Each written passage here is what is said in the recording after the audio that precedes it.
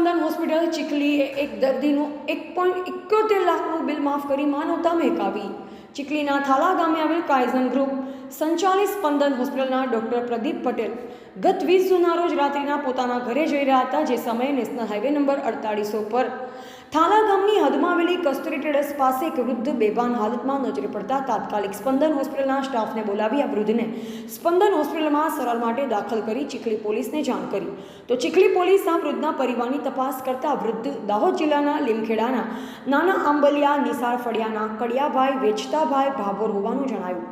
જેથી તેના પરિવારને જાણ કરતાં તેનો પરિવાર પણ ચીખલી ખાતે સ્પંદન હોસ્પિટલ ખાતે આવી પહોંચ્યો. જો કે 8 દિવસની સારવાર બાદ આ શનિવારના રોજ આ વૃદ્ધનું મૃત્યુ પામ્યા. ત્યારે સ્પંદન હોસ્પિટલના આઈપીડી, ઓપીડી અને મેડિકલ મળી કુલ 1,71,900 રૂપિયાનું બિલ થયું. જો કે કડિયાભાઈ બાબોનો પરિવાર ગરીબ હોય, આટલો ખર્ચ હોસ્પિટલમાં ચૂકવી શકે તેમ ન હોય, જેની જાણ એડમિનિસ્ટ્રેશન શ્રીની વાઘેલાને થતાં તેમણે તાત્કાલિક કાઇઝન ગ્રુપના ડાયરેક્ટર ડૉક્ટર હિમાંશુ પટેલ અને અનિલ દંતાણીને કરતાં તેમણે આ દર્દીનું 1,71,900 રૂપિયાનું બિલ માફ કરી દઈ એક ઉત્તમ ઉદાહરણ પૂરું પાડ્યું.